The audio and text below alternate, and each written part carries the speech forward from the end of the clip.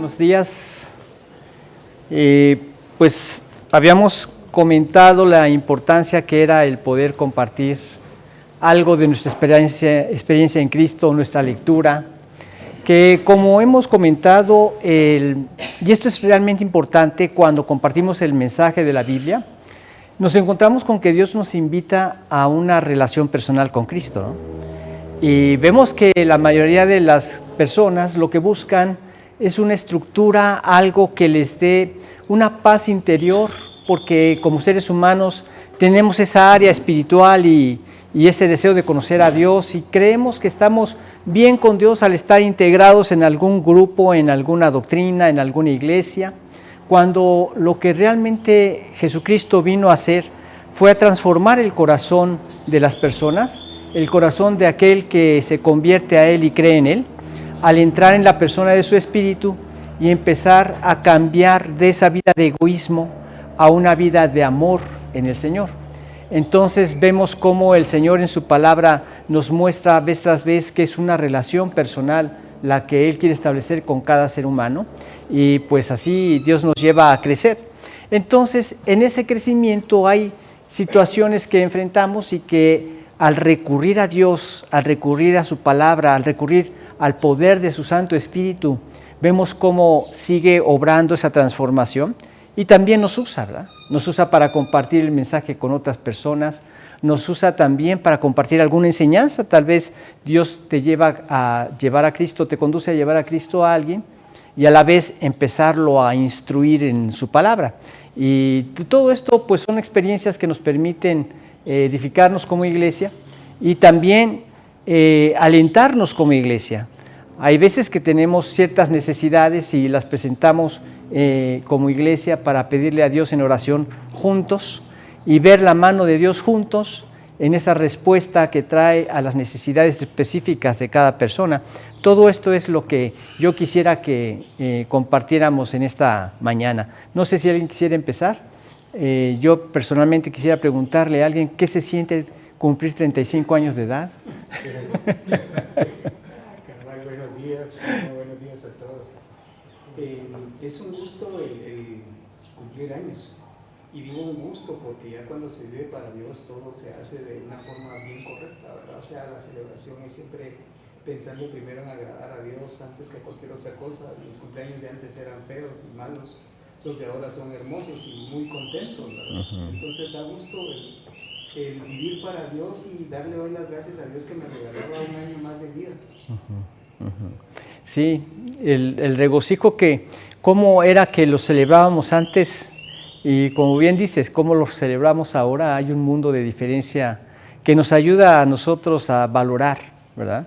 Ves cuál es el resultado de aquellas ocasiones, de aquellas fiestas y cuáles son los resultados ahora, ¿no?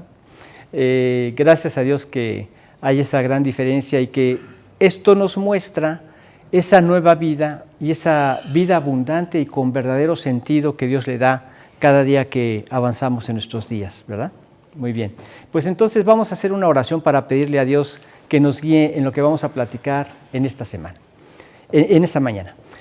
Pues Padre amado, cuántas gracias te damos por esa bendición que nos das como hijos tuyos de edificarnos en tu palabra y especialmente en este hermoso evangelio según San Mateo, que ahora nos permites iniciar con esas bienaventuranzas. Agradecemos, Señor infinito, tantas enseñanzas y tu bondad que a través de esas enseñanzas pudiéramos conocerte más y saber más de lo que tú esperas de nosotros. Te pedimos que tú nos guíes, Señor, que todas aquellas personas que faltan por llegar a apresure sus pies y también que todos aquellos que van a ver este mensaje por estos medios modernos que nos das de redes sociales, te pedimos que también abras sus corazones y nos edifiques a todos a través de tu Espíritu. En nombre de Jesús oramos, Padre. Amén. Bien, pues como les decía, este es un tema que nos va a llevar algunas semanas, porque el Sermón de la Montaña contiene del capítulo 5 al capítulo 7 muchas enseñanzas importantes que Jesús quería revelarnos acerca del reino que Él venía a establecer, ¿verdad? O sea, el establecimiento del reino era imposible realizarlo si no venía Él primero para dejar todos los requisitos necesarios para poder integrarnos en ese reino. Era imposible que el hombre, viviendo en una vida de pecado, pudiera experimentar todos estos requisitos que él menciona en estas bienaventuranzas. Ahora, el término bienaventuranza significa feliz, pero una felicidad muy especial. Es una felicidad que no se genera a través de las circunstancias y que tampoco cambia a través de las circunstancias. Nosotros vemos que muchas veces las circunstancias, cuando son favorables a nosotros y son como nosotros queremos, nos sentimos felices. Cuando las cosas salen como nosotros queremos. Pero esta no es a la felicidad que nos referimos. O a veces la felicidad cambia, ¿sí? Deja de haber felicidad porque las circunstancias cambiaron y entonces ya nos encontramos infelices. No es a la felicidad que nos referimos. Aquí bienaventuranza es esa, que no se genera por las circunstancias ni cambia a través de las circunstancias, y esto es algo sobrenatural. Es algo que solo Dios puede producir a través de su Espíritu. En una ocasión una persona dijo respecto de Inglaterra que era imposible que el país pudiera vivir bajo los principios de las enseñanzas del Sermón del Monte, porque la gente no estaba sujeta a Dios, y así es imposible. Lo que nosotros vamos a ver aquí es precisamente que no son cosas que la gente puede vivir de manera natural. Estos son cosas o principios que la gente puede vivir cuando ya ha conocido a Cristo. Son generadas por el poder de su Espíritu, pero que además producen esa satisfacción, ese pleno gozo, pero que es permanente en cualquiera de las circunstancias que nosotros vivamos, porque hay una mentalidad completamente transformada. Lo que Dios va a lograr con estas bienaventuranzas es que entendamos la mente de Dios y que veamos que es totalmente diferente a lo que podemos experimentar en este mundo. Si tú preguntas acerca de quién es la persona más feliz, entonces empiezan las personas a argumentarte: feliz es aquel que ya realizó sus sueños, sus propósitos, sus planes, que ya efectuó su carrera, se casó, tiene hijos, tiene dinero, tiene propiedades, tiene todo lo que necesita para vivir satisfecho y que puede dar una gran herencia a su familia y que come los alimentos que más le gustan y que va a los lugares que más le place. Y así podríamos continuar la lista. ¿Pero eso ha hecho feliz a alguien? ¿Qué pasa cuando viajan y ya están de regreso? Se enfrentan a la misma desilusión, a la misma desgracia, a la misma insatisfacción que es natural en el ser humano, porque Dios no nos hizo para que estas cosas nos llenaran. No nos llenan, no nos satisfacen. El mundo las busca y vive por ellas, pero Dios nos dice: deténganse. Entiendan algo muy importante. Mis principios son verdaderamente valiosos porque son verdad. Y mis pensamientos no son sus pensamientos, ni vuestros caminos mis caminos. No es a donde yo los quiero conducir. El reino que Cristo vino a establecer no es como los reinos que vemos en esta vida y en este mundo. Es un reino superior, infinitamente superior. Cualquier tipo de reino acaba aquí. El de Él es eterno y es de satisfacción plena en estas bienaventuranzas que Él nos quiere enseñar en estos capítulos del libro de Mateo. Pero algo muy importante que hay que entender es, primero, quién es el mensajero que da estas enseñanzas, o sea, quién enseña. Luego tenemos que ver el lugar donde está dando estas enseñanzas, o sea, dónde enseña. Y en tercero, Él quiere que sepamos que no son enseñanzas para todo mundo, son para personas especiales que pueden ingresar a su reino, es decir, a quien le enseña. Es importante esto porque esto establece la importancia, lo profundo de lo que es este mensaje. Cuando entendemos estas cosas, podemos entender entonces estas bienaventuranzas. Y ahora podríamos hablar muchísimo respecto de estas bienaventuranzas, y de hecho lo vamos a estar hablando cada semana, pero una regla importante es entender que no fueron dejadas para todo ser humano, sino para los súbditos del reino. Por eso les decía que era imposible que hubiera un reino el reino que Dios quiere establecer, sin antes venir a dar su vida y solucionar el conflicto que había en el hombre para que pudiera reconciliarse con Dios y ser parte de su reino. Por eso tuvo que venir la primera vez. Ahora, para nosotros que nos hemos convertido al Señor, que decidimos hacer a un lado la vida de pecado, que le cedimos el volante de nuestra vida al Señor para que ya esta vida no sea dirigida a mi voluntad, sino ahora a la de Él. Cuando tomamos esa decisión entendemos mucho de estos principios, pero a veces nos cuesta trabajo entender cómo el pueblo de Dios, los judíos, a quienes se les dio muchas revelaciones en el Antiguo Testamento, lo rechazaron en su primera venida y no alcanzaron a entender este aspecto tan importante. Ahora, entendemos por qué son tan diferentes los pensamientos de Dios a los nuestros, tan distantes sus caminos a los nuestros, porque el hombre tiene una mentalidad caída y Dios es santo. Y aquí estriba la gran diferencia, por lo que aquellos hombres rechazaron a este Mesías, porque en su condición caída esperaban a alguien que pudiera establecer un reino en donde fuera hecho a un lado el poder romano, el imperio romano. En otras ocasiones ya habían efectuado luchas similares, como la lucha de los macabeos, cuando recuperaron el templo y el sacrificio en el templo que había sido quitado por los griegos. Y finalmente lograron establecerlo a través de la fuerza y creían que era algo así que tenían que hacer.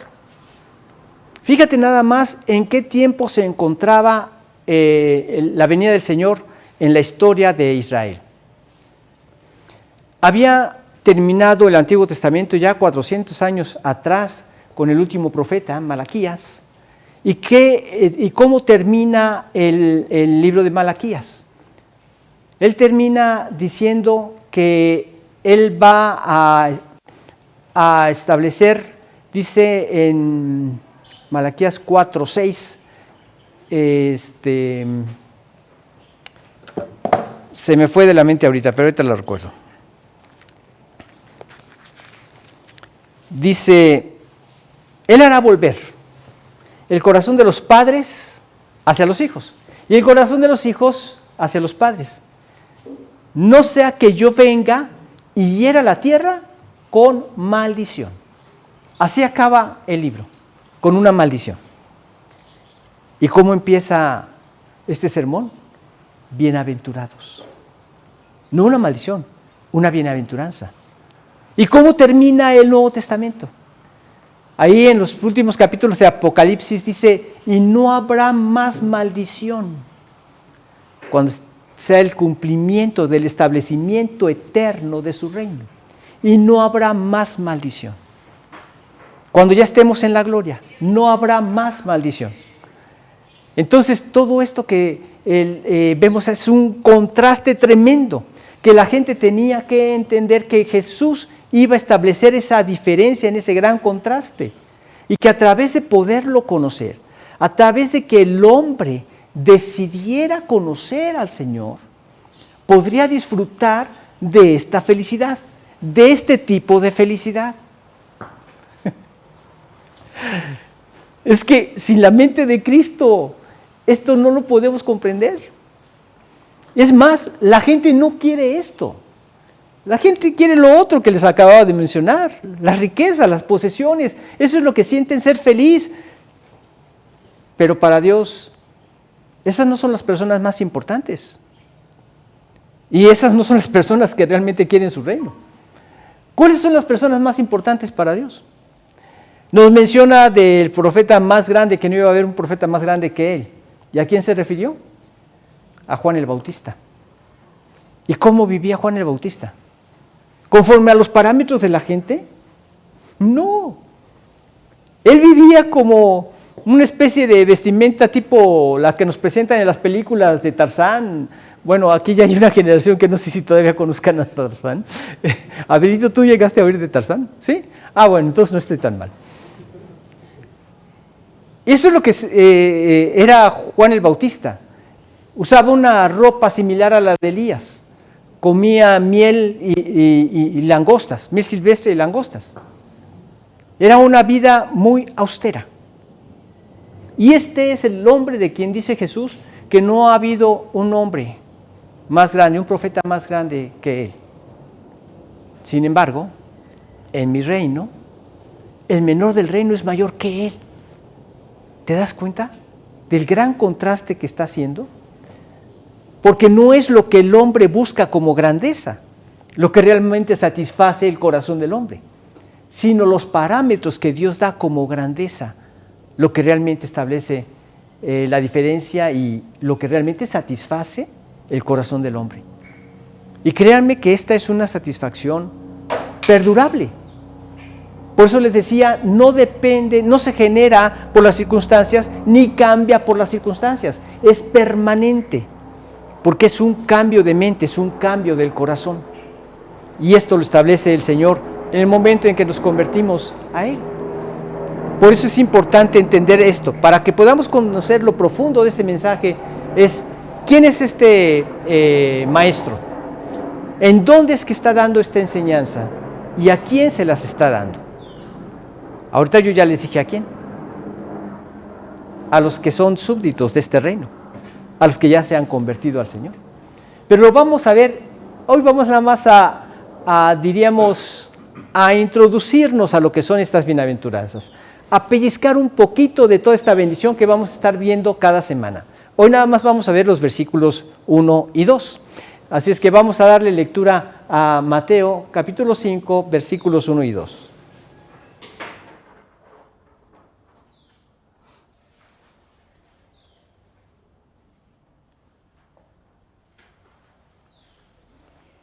Viendo la multitud, subió al monte, y sentándose vinieron a él sus discípulos, y abrieron su boca, les enseñaba diciendo. Entonces vemos como primer punto el maestro que ve la necesidad. Él veía una gran necesidad. Dice, viendo a las multitudes. Nosotros podemos ver una multitud y para nosotros no significa mucho más que un montón de gente. Pero el Señor no solamente veía personas, estaba viendo almas eternas en esa multitud, almas eternas. Qué diferente cuando nosotros empezamos a ver con los ojos de Dios. Ya no ves simplemente personas.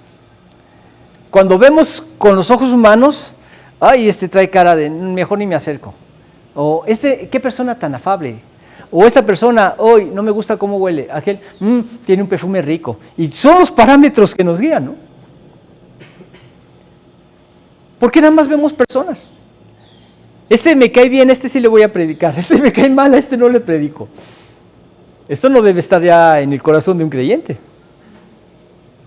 Porque si los vemos como personas, hay personas que nos caen bien, hay personas que nos caen mal.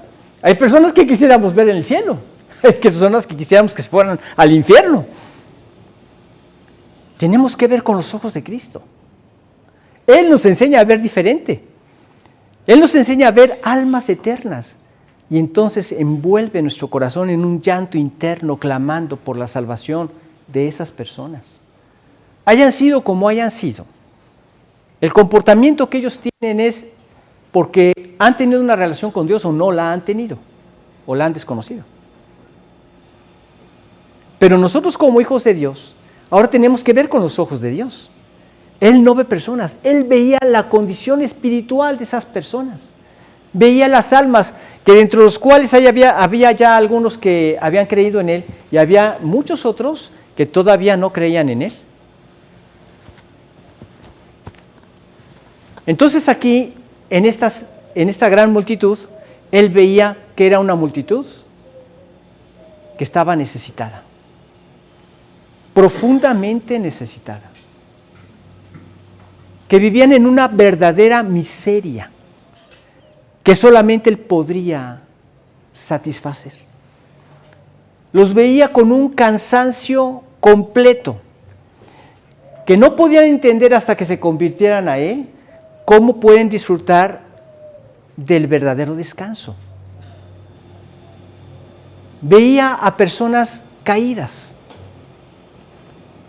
a personas con problemas, a personas que en su estado natural vivían una completa insatisfacción e infelicidad. ¿Y cómo responde Cristo ante esta circunstancia, ante lo que Él ve con sus ojos? ¿Cómo responde? Él responde con esta enseñanza, que, como les decía, es completamente distinta a la que el mundo espera. Bienaventurados los pobres en espíritu, bienaventurados los que lloran, bienaventurados los que tienen hambre y sed de justicia, bienaventurados los misericordiosos, bienaventurados los pacificadores, bienaventurados los de limpio corazón, que va en contraste total con lo que el mundo quiere ofrecer. Entonces veía esta necesidad, estaban necesitados, era una multitud en necesidad, era una multitud que estaba cansada, era una multitud que estaba confundida, que creían que lo correcto estaba en seguir esa estructura religiosa que habían establecido estas personas. Pero ¿a qué clase de personas estaba enfrentando el Señor? Estaba enfrentando a fariseos, personas que se sentían justos por sí mismos. ¿Tú has conocido a alguno así?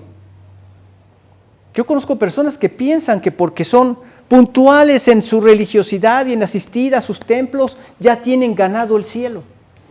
O personas que han vivido una vida miserable y que por todo su sufrimiento piensan que ya se van a ir al cielo. Enfrentó a aquellos que se sentían que tenían ya ganado el cielo porque eran personas que rigurosamente vivían la ley y trataban de cumplirla. No podían, trataban. Enfrentó a saduceos, las personas políticas de su época, que se supone que eran religiosos, que se supone que tenían que actuar y comportarse conforme a la palabra de Dios, pero habían prioridades en sus vidas, que era el quedar bien con el Estado y quedar bien con ellos para mantenerse en el poder. Encontramos también que habían otro tipo de personas que eran muy celosos por el pueblo y que querían imponer el reino a la fuerza. Estos eran los celotes. Y se encontraban aquellos que decían, solamente podemos encontrar una relación con Dios correcta si nosotros nos apartamos de toda esta sociedad y nos vamos a vivir a un lugar aparte. Estos eran los esenios. Este era el grupo de personas a las cuales el Señor les quería abrir los ojos, para que salieran de su ceguera espiritual y se dieran cuenta a lo que Él los estaba llamando. Entonces Jesús respondió a toda esa multitud enseñándoles, no a través de un espectáculo. Ahí no hizo ningún milagro, en ese momento no hizo ningún milagro, simplemente les enseñó y les quiso enseñar acerca de lo que significaba el reino que Él venía a establecer. Así fue como respondió, con una enseñanza. Él eligió enseñar verdades eternas. Esas verdades no iban a acabar aquí, son verdades eternas. ¿Te das cuenta lo que va significando un poco esta felicidad a la que Él se refiere? Es una felicidad que no va a acabar aquí, que va a continuar por la eternidad. ¿Cuánta gente al borde de la muerte no se encuentra en un sufrimiento profundo porque va a dejarlo todo? Hasta ahí llegó su vida, va a dejarlo todo.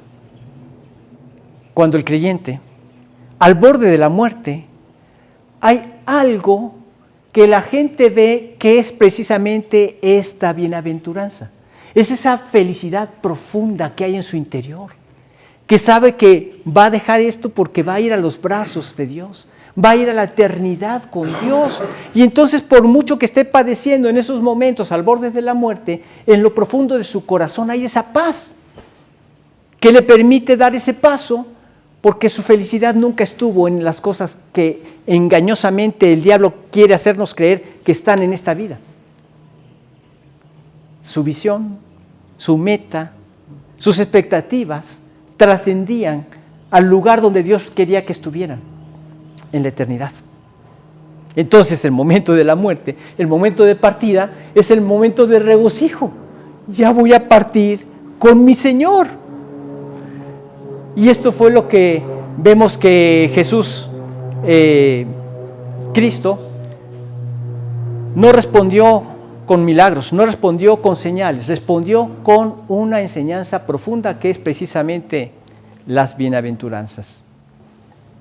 Dios conoce cómo somos antes de hablarnos. Antes de darnos esta enseñanza, Él sabe quiénes somos. Porque si bien es cierto, ahorita ya no hay estos fariseos, ni estos saduceos, ni estos esenios, ni estos celotes, pero en lo profundo del corazón hay mucho de esto en la gente en la actualidad y lo ha habido a lo largo de la historia. Pero Él nos conoce. Y eso es lo sorprendente.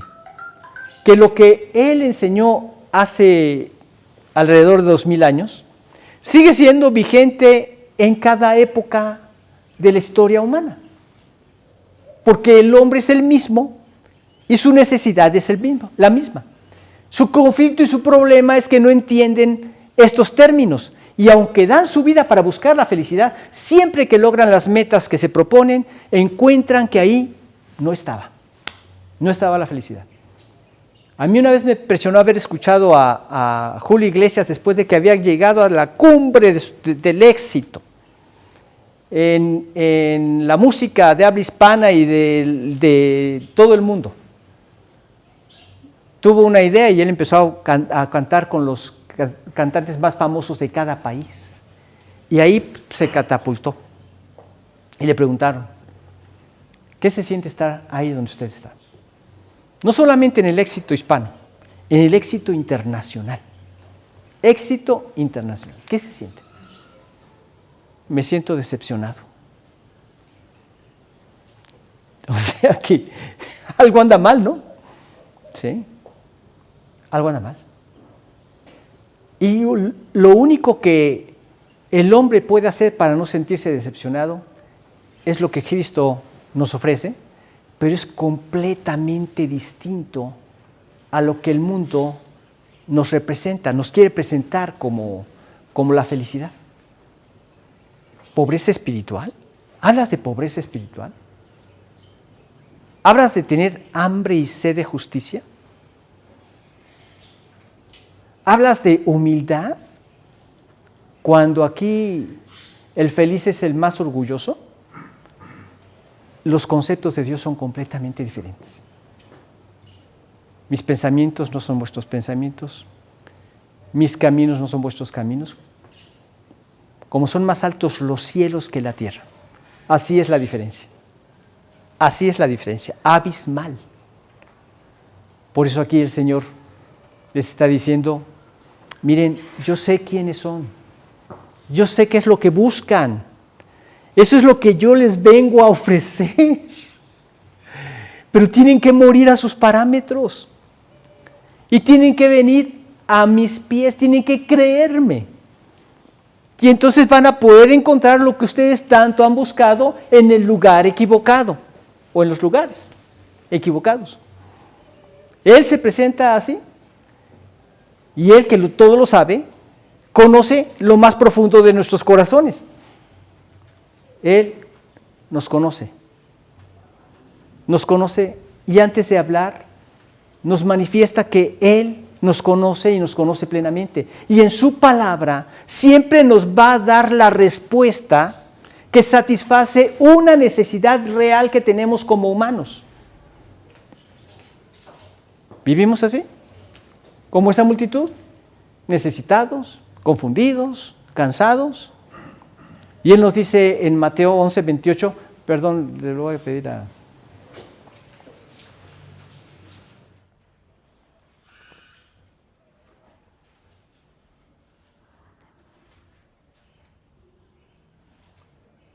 Venid a mí, todos los que estáis trabajados y cargados, y yo os haré descansar.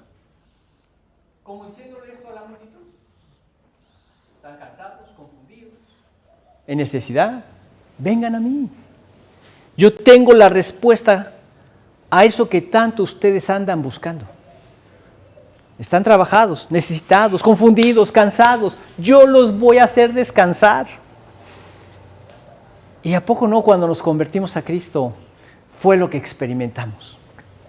Para mí fue una súper revelación. Yo recuerdo, estaba recién casado, Blanquita tenía un horario diferente al mío, yo estaba solo en la casa, y después de haber leído la Escritura, yo ya era convertido, le decía, es que Dios, no me lo acabo. Esto es demasiado grande para mí. Lo que ahora tengo en Cristo para mí es demasiado grande. Ahora entiendo el sentido de la vida. Ahora sé a qué voy a dedicar mi energía, mi propósito, mis planes, mis anhelos, mis deseos. Ya tengo ubicado qué hacer en esta vida. Ya lo tengo claro. Tú me has dado esa claridad. Ahora lo tengo claro. Y sí, no hay nada más pleno para el ser humano que esto. Él lo que hizo fue, señores, en mi palabra está toda su necesidad. ¿Están cansados? Los muchachos se fatigan y se cansan. Los jóvenes flaquean y caen. Liberarte del cansancio no está en la juventud. Eso para mí son buenas noticias.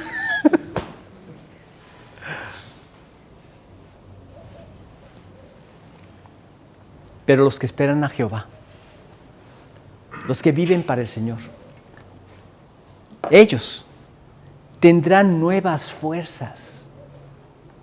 Correrán y no se cansarán, caminarán y no se fatigarán. Vendrán muchos problemas en la vida, vendrán ríos, azotarán lluvias, vientos, pero tu vida estará firme porque has oído la palabra y la has guardado. Has decidido que sea lo que rija tu comportamiento, tu vida. Así de importante es lo que Dios quería que comprendieran, y Él es el maestro, Él es el verdadero maestro. Ahora, ¿cuál era el lugar donde estaba enseñando? Dice en este versículo, en el capítulo 1, pero en la segunda parte, si me permiten lo vamos a dividir en 4 partes, y subió al monte, dice. Subió al monte. ¿A cuál monte? Nosotros podemos ver muchos montes, pero ese monte recibió una distinción especial porque fue el monte donde el Señor dio estas enseñanzas, estas bienaventuranzas. Ahora no era cualquier monte. Este hecho de subir al monte nos recuerda o nos sugiere un aspecto de una revelación que Él iba a dar, como cuando Moisés subió al monte del Sinaí. Dios le dio una revelación para que la gente entendiera el corazón de Dios, para que la gente viera lo diferente que es el hombre a Dios, para que el hombre tuviera una idea de lo que era la santidad de Dios y comparara con la imperfección del ser humano. Por eso les digo que la ley nunca fue dejada para que nosotros nos salváramos. Nunca. Porque nunca podríamos cumplir con esos mandamientos de Dios en los parámetros que Dios lo espera, de perfección. Era para que viéramos cómo era Dios y cómo necesitamos ser para poder ser agradables a Dios. Y entonces, como no podíamos, estableció los sacrificios para que se dieran cuenta que era a través de alguien en mi lugar, un sustituto, que hablaba de Cristo, quien un día iba a venir para hacer posible nuestra reconciliación con Dios, con este Dios perfecto. Todo siempre ha llevado a la misma salvación. En ningún otro hay salvación, solamente en Cristo. Por eso es que esto apuntaba hacia aquel que es Dios mismo, que iba a dar su vida, para que con su sangre pudiera limpiar y hacer perfecto a todo aquel que se convirtiera a Él. La conversión esencial, arrepentíos y convertidos. Entonces la sangre nos limpia y tenemos ya comunión con Él. Jesús vino a presentar estas leyes del reino, de su reino, en lo que consistía su reino. Estas leyes que no eran para cualquier persona. Y como les decía, esta persona de Inglaterra dijo, jamás vamos a poder vivir en los términos de las leyes del reino porque somos personas contrarias a Dios. Es imposible así. Solamente las personas a las que Él les presentó estas leyes eran las que las podrían vivir. No a toda la multitud. No. Solamente a sus discípulos. Los que se habían convertido, los que habían creído, aunque todos las escucharon. ¿Y por qué quiso que todos las escucharan? Porque aquí habla de una multitud. Más adelante dice, vinieron a él sus discípulos. Pero había una gran multitud. Y ahí les quiso enseñar. Dice en Mateo 11:29.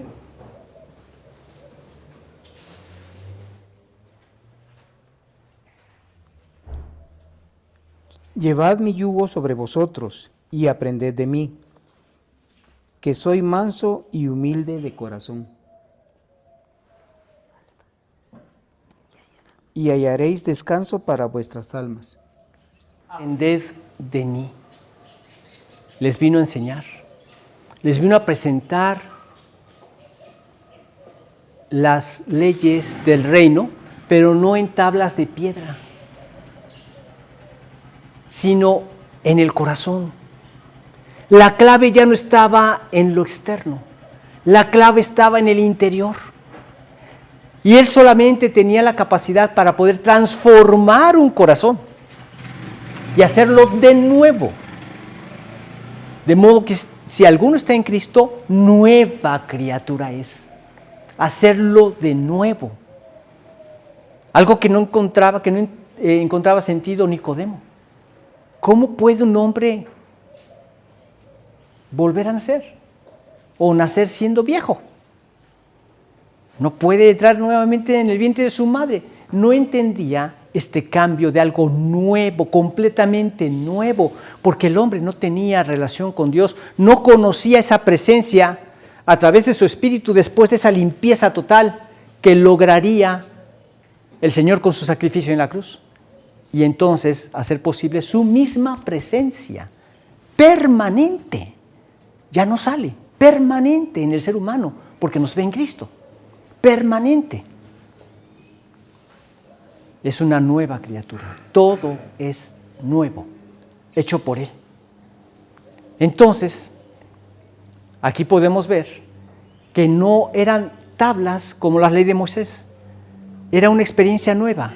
Era en el corazón. Se había apartado de la multitud. Se había apartado del ruido, del bullicio. Y lo hizo de manera intencional, con un propósito objetivo. Porque no se puede aprender igual estando en el ruido y en el bullicio. No se puede aprender de la misma manera. Y fueron al monte, y en el monte escucharon. Ahora, imagínate las multitudes, y en un monte. Dios hizo todo lo necesario para que las personas escucharan. Ahora, no sé si te ha tocado en algún momento en el campo estar en algún lugar lejano y oyes a los niños hablar y gritar. Cuando hay un silencio absoluto, que no escuchas ni ruidos de animales ni nada, y de repente escuchas hasta el cantar de los pajarillos y escuchas que el niño a lo lejos están jugando y están gritando y están hablando. Lo escuchas. Eso aumentale su poder especial para hacer que se extendiera su voz.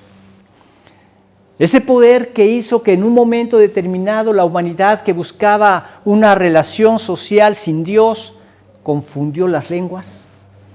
Ese mismo poder que hizo que cuando se manifestó el Espíritu en la iglesia hiciera que con una misma lengua las demás personas escucharan el mensaje en su idioma natal. Ese es el mismo poder que hacía que llegara el mensaje y escucharan todos.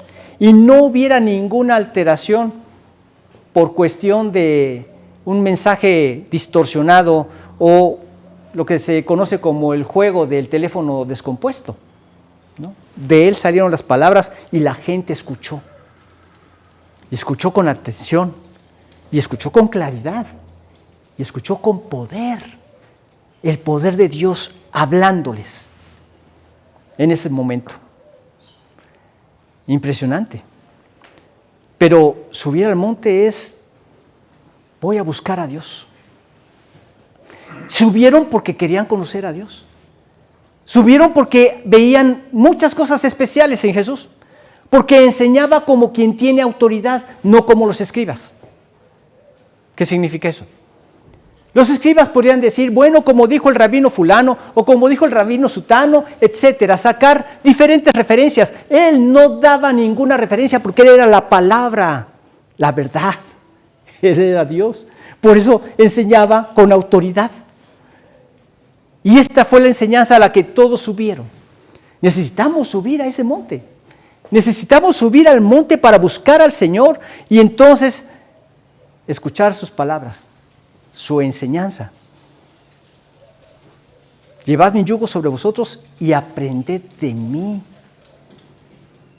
Y la forma de aprender es siendo mansos y humildes de corazón, porque el orgullo no te deja aprender. Ahí estaban las multitudes, todos oyeron, pero hubo unos que sí entendieron, porque este problema del orgullo ya había sido solucionado. El orgullo no te permite entender. Tenían que escuchar. Soy manso y humilde de corazón y hallaréis descanso para vuestras almas.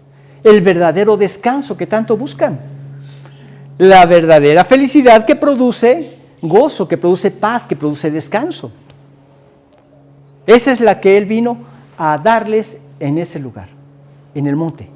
¿Qué esto significa para nosotros? Subir a buscar a Dios. El monte, que simbolizaba esa revelación como Moisés. Voy a buscar la revelación de Dios. Y nosotros como hijos de Dios podemos escucharla. Ahora, algo muy importante aquí también es esa postura de autoridad. Este mismo versículo 1 dice, y sentándose. Esta era una postura de autoridad. En aquella cultura, lo que significaba esto era muy significativo, era muy importante. Vamos a leer nuevamente el versículo 1. Viendo la multitud, subió al monte, y sentándose vinieron a él sus discípulos. La postura de autoridad era sentándose. En esa cultura sentarse era una persona que enseñaba con autoridad. Jesús seguro les enseñó mucho por el camino, andando por el camino. Y muchas enseñanzas, pues todas las de él eran importantes. Pero cuando se sentaba, era como la autoridad de un rabino, por eso muchos le decían rabí, con la autoridad de un rabino que les iba a enseñar aspectos claves de la vida, aspectos claves del alma, aspectos claves de la eternidad, aspectos claves de quién es Dios, aspectos clave de nuestra naturaleza como humanos, aspectos clave del comportamiento que podemos tener en aquel reino y aspectos claves que nos van a enseñar a vivir felices, gozosos, lo que el hombre tanto busca, pero lo busca en el lugar equivocado. Ahí estaba sentado. Ahora, no les sugería nada, les entregaba verdades absolutas. Él es la verdad. En Juan 14:6 lo dice, yo soy el camino y la verdad y la vida. Nadie viene al Padre sino por mí. Él es la verdad. No eran sugerencias las que Él les estaba dando, les estaba estableciendo verdades que iban a cambiar sus vidas y que iban a entender el verdadero significado y que iban a poder disfrutar la verdadera felicidad, la profunda felicidad, la que no se origina por las circunstancias ni cambia con las circunstancias, la verdadera felicidad permanente hasta la eternidad. Esas son sus bienaventuranzas. Qué significativo, ¿no? No eran opiniones. No les decía como dice el rabino. No, enseñaba con autoridad. Era doctrina divina, enseñanza divina, revelación divina. Nosotros creemos a mucha de la revelación que Dios le dio a los santos apóstoles, a los profetas, y con las señales que ellos demostraron que era palabra de Dios. Aquí estaba Dios mismo, enseñando esa verdad divina, para que la gente creyera y aplicara sus vidas y determinara sus corazones para vivir en esas verdades. Una determinación del corazón. Impresionante. Y es así como nosotros debemos ir a la palabra de Dios. Por eso es palabra de Dios. Y tiene todo el peso de la palabra de Dios. No hay libro que se le compare en todo el mundo. En ningún otro hay salvación, en todo el mundo. Sea cual sea la cultura. Dios sigue llevando el evangelio a todo el mundo porque todo el mundo necesita escuchar el único camino que existe para la salvación. Y nosotros tenemos que acudir a la Biblia en este sentido. Fue revelada por Dios, con la autoridad de Dios. Es verdad de Dios. Entonces no pondremos ninguna objeción a ninguna de sus enseñanzas, sino más bien podríamos acudir a Dios en oración para decirle: Señor, dame la gracia de vivir tus enseñanzas. Están contrarias a mi naturaleza, están contrarias a mi mente, están contrarias a mi corazón, pero yo sé que tu palabra es verdad y ahí está el secreto. Yo quiero vivir en esas bienaventuranzas obedeciendo tu verdad. Permíteme ponerla en práctica. Derrama el poder de tu Espíritu para que sean una realidad en mi vida y la gente pueda ver la eficacia de tus enseñanzas y de tu bienaventuranza. ¿De qué otra manera predica ahora el Señor, sino con la vida de cada creyente que ha sido transformado? ¿En dónde van a encontrar el sentido de la verdadera paz, de la verdadera felicidad, si no la ven en sus súbditos, en los que hemos creído en Él? La única esperanza somos nosotros. Por eso necesitamos escuchar la Biblia como autoridad, no como sugerencia. Sus mandatos no son sugerencias, son la autoridad, el peso divino de qué es la verdad y que por nuestra parte debemos estar comprometidos a obedecer. Cualquier mandamiento. Muchos no nos parecen sensatos, o es más, algunos ni siquiera quisiéramos aplicarlos. Pero esa no es la condición por la cual Él la dejó.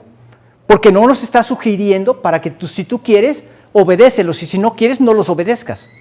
No, no son sugerencias. Son verdades de Dios que Él quiere que las vivas. Ahora, ¿qué pasa cuando tú das el paso de fe? Porque se requiere fe, porque es contrario a mi naturaleza y a lo que veo en el mundo, es contrario a todo eso. Doy el paso de fe y lo aplico a mi vida y lo vivo. ¿Sabes qué descubres? Bendición. Bendición.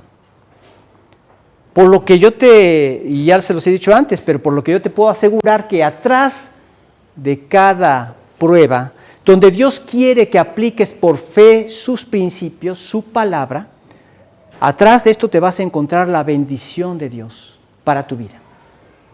Pero hay que dar ese paso de fe. Mi naturaleza no quiere. Las circunstancias del mundo me hablan lo contrario. Pero tengo que dar el paso de fe. Y das el paso de fe y ves atrás la bendición. Yo me deleitaba viendo a mi esposa y viendo a mis hijos cuando ella le contaba las historias de las lecas que estaban estudiando o los cuadernillos que estaban estudiando, con historias preciosas que hablaban de algún tema o de alguna enseñanza referente a la palabra de Dios. Y mis hijos les veía los ojitos y a mi esposa disfrutándoselos, contándoselas. Pero tuve que dar un paso de fe. Mis hijos, mi hija tenía 13 años y no tenía ni un solo papel, ni el papel de la primaria. Oficial me refiero, el papel oficial. Conocía mucho más de lo que yo aprendí en la primaria, pero no tenían ningún papel. Pero como estamos en este mundo y para que sigan sus estudios, pues tenían que tener esos papeles. Dios nos proveyó los medios para que finalmente sacaran su primaria de manera por edad. Y bueno, pero tenían que presentar sus exámenes y los presentaron sin ninguna complicación. Luego la secundaria y finalmente poder hacer una carrera, poderse titular, en el caso de mi hijo ya titulado y haciendo una maestría, etcétera. Fue un paso de fe. Y era en contra de la corriente de este mundo, en contra del concepto de la mentalidad de la gente. Los vas a hacer inadaptados, van a ser personas que no van a ser normales, etcétera, etcétera. Todo eso me bombardearon. Me acuerdo que mi hija en una ocasión fue a una despedida, no a una despedida, sino a una reunión. En esa reunión tenían que adivinar, ¿verdad?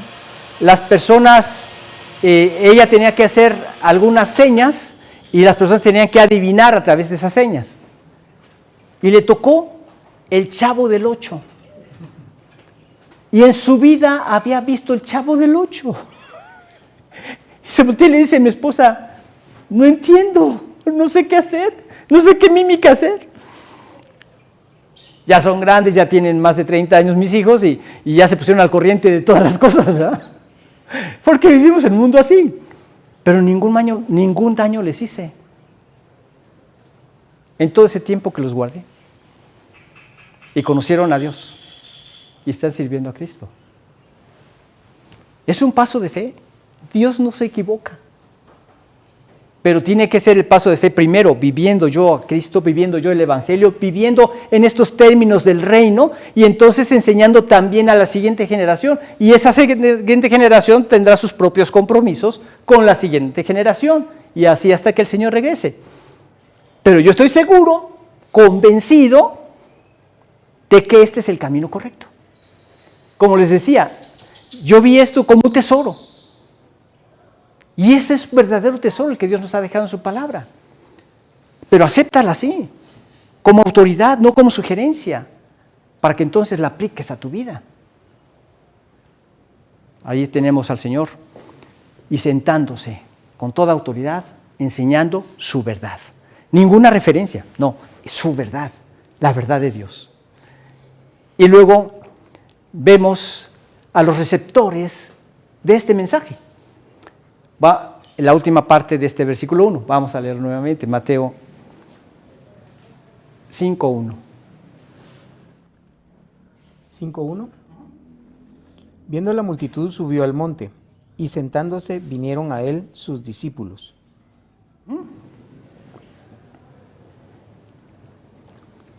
Vinieron a él sus discípulos. Había una gran multitud. ¿Y quiénes eran esa multitud que había ahí? Oyentes curiosos.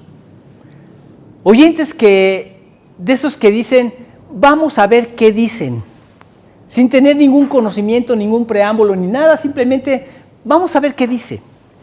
Esos eran los oyentes curiosos. Oye, está yendo mucha gente, lo está siguiendo mucha gente. Vamos a ver qué dice. Nada más por curiosidad, a ver qué dice. Y estaban por otro lado sus discípulos. ¿Quiénes eran sus discípulos?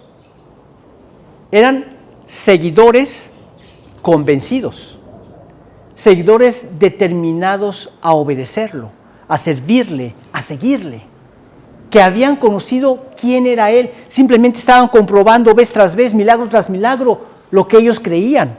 Cuando finalmente le dicen, ¿quién dicen los hombres que soy yo? Pues unos una cosa, otros otra, pero ustedes, ¿quién dicen que soy yo? Ustedes que me han visto, ustedes que son testimonio de lo que yo he hecho, que nadie más lo puede hacer. ¿Quién dice que soy? Pues sin duda y guiado por el Espíritu, ahí Pedro le dijo, tú eres el Cristo, el Hijo de Dios. Marta, cuando tiene el diálogo con Jesús, tú eres el Cristo, el Hijo de Dios que has venido al mundo. Esto es lo que creyeron por las señales que vieron que Él hizo, que nadie más había hecho. Y Él es Dios. Sí, Él es Dios. Estos eran los discípulos, sus seguidores. Y las bienaventuranzas son nada más para esos discípulos, para los seguidores. Solamente las pueden entender sus seguidores. Porque como les decía en un principio, el hombre sin Cristo vive en tal orgullo que no me permite aprender de nadie más que lo que me interesa, ¿sí? Tomo lo que me conviene. Ese es el hombre orgulloso. El humilde ha hecho a un lado el orgullo y ha creído en Dios, cree que es Dios y cree en su autoridad y sigue sus mandamientos, le obedece. Esos eran sus discípulos, sus seguidores. Y se dieron cuenta que las bienaventuranzas no eran reglas para salvarse, no. Eran las señales o características que deberían regir a los que están ya como participantes de su reino, a los seguidores de Jesucristo, a los ciudadanos del reino. A ellos fue a quienes les dejó escritas estas bienaventuranzas. Cualquier persona no las puede entender. Y como les decía, choca completamente con la cultura que hay en la sociedad. La pobreza, para mí la pobreza es contrario a la felicidad. Para mí la abundancia es lo correcto, lo que corresponde a la felicidad. Y ni de espíritu y ni de nada, ¿verdad? No lo puedo comprender. Vemos una cosa totalmente opuesta a lo que se vive en el ser humano. ¿Pero acaso no es a lo que nos invita Dios de que nos convertimos? Ahí en 1 Corintios capítulo 6 del 14 en adelante dice: no os unáis en yugo desigual con los incrédulos. Entonces aquí establece esa gran diferencia de lo que hay entre un creyente y un incrédulo. Ahora, el incrédulo no me refiero a que no crea en Cristo, sino que no ha sido convertido a Cristo. Ese es el incrédulo, ¿sí? Tanto los que tampoco quieren saber nada de Cristo y que no creen en Cristo. Todo ese universo es el universo de los incrédulos. El creyente es el que se ha rendido a Cristo, que se ha convertido. Así lo dice en Hechos 3:19, arrepentíos y convertíos. No dice nada más arrepiéntete ahorita, ya eres salvo, y después conviértete con el paso del tiempo. No, es una decisión, determinación del corazón a un cambio de vida, a un cambio de mente, a la determinación de ahora seguir en obediencia a Dios. Esos eran sus seguidores. Y entonces vemos que aquí estos seguidores estaban en contraste con los que no. No os unáis en yugo desigual con los incrédulos. Porque ¿qué compañerismo tiene la justicia, que ya ha conocido la verdadera justicia el creyente, con la injusticia en la que vive el hombre sin Dios? La luz que ahora ha visto el creyente, la luz en su vida, la luz de la realidad de las cosas, con las tinieblas en las que todavía vive el hombre sin Dios. Las tinieblas del pecado, las tinieblas del control de Satanás, las tinieblas de la vida de este mundo. ¿Qué concordia o qué similitud o qué acuerdo hay entre Cristo, que ahora es nuestro Padre, con Belial? Vosotros sois de vuestro padre el diablo, de los incrédulos. Así de distante y de antagónica es la vida entre un creyente y un incrédulo. Y como bien decía una persona, un chico creyente o una chica creyente que se casan con un incrédulo, están adoptando como suegro al diablo. Vosotros sois de vuestro padre el diablo. Por eso es importante esto. Primero, yo ser creyente, por supuesto. Y después, esperar en un chico o en una chica creyente.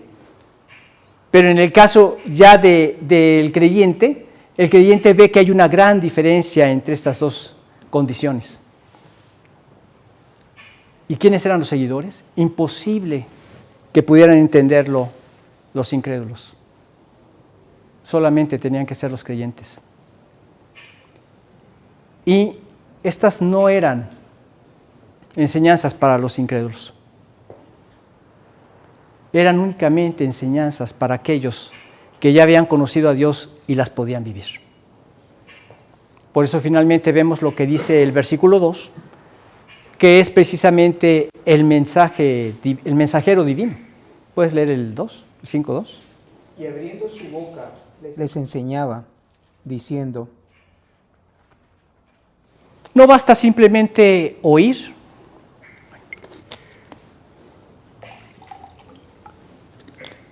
Necesitamos oír para venir a Cristo y para seguirlo a Él. Y aquí vemos que Él les enseñaba de una manera intencional, no casual. O sea, les enseñaba con un propósito específico, de que pudieran conocer lo nuevo de la vida a la que habían sido traídos, lo nuevo de la vida que les ofrecía, que solamente era posible vivirlo en el poder de Dios, que ahora mora en la vida del creyente. Y que en la medida que ellos vayan viviendo en esos principios, iban a ir comprobando esta felicidad que sobrepasa todo entendimiento. Esta felicidad que tenía que depender absolutamente de Dios, pero que llena plenamente el corazón. Bienaventurados. No, como les repito, no es algo generado por las circunstancias, ni cambia por las circunstancias. Es una condición en la que estoy ahora en Cristo. Y en el poder de su Espíritu experimento esa satisfacción de manera permanente hasta que llegue la gloria. Y tú dices, ¿es posible eso? Bienaventurados los que lloran. ¿Eso es satisfacción? ¿Llorar? No se pierdan los siguientes estudios, que vamos a estar viendo cada una de estas bienaventuranzas, pero que lo que le parece al hombre imposible, realmente en Dios adquieren el verdadero sentido. Y sí, es un estado de satisfacción permanente, que dependen de Él. Eran palabras planeadas de parte de Dios, cada una de ellas. Que las preparó antes, las estudió antes, pues Él era Dios, Él es la palabra. Él sabía la condición necesaria para el ser humano. Simplemente las declaró para que las personas lo aprendieran y pudieran disfrutar de una nueva condición a la que ya los estaba llamando.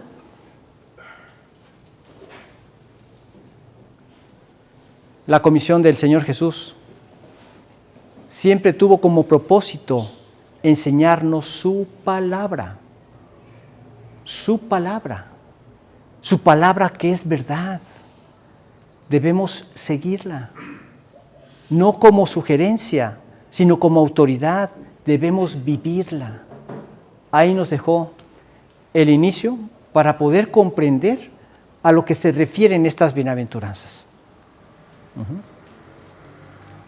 No pueden venir de una mejor voz. No pueden ser enseñadas por un mejor maestro, Dios mismo, que conoce nuestra necesidad. En el lugar que tuvo sentido cuando realmente dio las bienaventuranzas, pero que nos recuerda ese subir para buscar a Dios, subir al monte para buscar a Dios. Y este Jesús que en ese estado sentado, mostrando toda la autoridad de lo que iba a declarar como maestro, tenían que aprender las personas que ya habían recibido en sus corazones la salvación, que les permitiría recibir esas enseñanzas no como sugerencias, sino como autoridad. Salieron de labios del Señor. Y abriendo su boca, les enseñaba diciendo. Así es que pues, realmente vemos que estas son enseñanzas valiosas que de nada nos sirven tenerlas encerradas en la Biblia. Funcionan cuando las conocemos y las aplicamos a nuestra vida. En una ocasión una persona compró un instrumento musical muy bonito, pero le llamó la atención cuando lo vio. Una hermosa guitarra con un hermoso acabado, brillante, espectacular. Tocabas cualquier cuerda y duraba la sonoridad bastante tiempo. pero de nada le servía porque nada más la tenía de adorno. Hasta que una ocasión llegó un maestro guitarrista, la tomó y dijo, oye, qué belleza la que tienes aquí. La empezó a tocar, escuchó el sonido y dice, oye, qué belleza la que tienes aquí. Y empezó a tocar algunas melodías que los que estaban ahí les llevaron a tal emoción que hasta las lágrimas se les salieron. Y eso es lo mismo que pasa cuando nosotros escuchamos estas notas que iluminan nuestro corazón de parte de Dios. Te elevarán hasta el cielo. Verás un pedazo del cielo. Verás lo que va a ser el reino aquí en la tierra y por toda eternidad allá en el cielo. Y las condiciones que te mantendrán en una satisfacción plena hasta llegar al cielo. Vamos a hacer una oración. Padre bendito, cuántas gracias te damos por la bendición de contar con tu bendita palabra. Oh Señor, son tantas tus enseñanzas y cada una de ellas, como vimos ahora en esta mañana, no son sugerencias, sino son realmente verdades establecidas sobre las cuales tenemos que regir nuestro comportamiento. Gracias por haber dejado tu Santo Espíritu que nos hace posible poder experimentar esta realidad también en nuestras vidas. Y danos la gracia de mantenernos en una vida de fe, sabiendo que tu palabra es verdad y que tus verdades tú las cumples, que tus promesas tienen cumplimiento y que tú no te equivocas, Señor. Guíanos a lo que vamos a estudiar de estas bienaventuranzas, a leerlas, a profundizar en ellas, para que en cada mensaje podamos ser grandemente edificados por ti, Señor, a través de tu bendita palabra. Te pedimos tu bendición en el nombre de Jesús. Amén. Muy bien, pues, mis estimados bienaventurados, nos vemos primero Dios el próximo domingo. Y recuerden, lo que se trata es compartir las enseñanzas de lo que Cristo ha hecho en nuestras vidas. Alguna oración quizá que fue contestada o alguna oración que podemos pedir para que como iglesia apoyemos unos a otros y veamos la mano de Dios y el poder de Dios llevando a cabo estos milagros que nos alientan grandemente el corazón. Entonces, primero Dios, nos vemos el domingo. Que Dios los bendiga.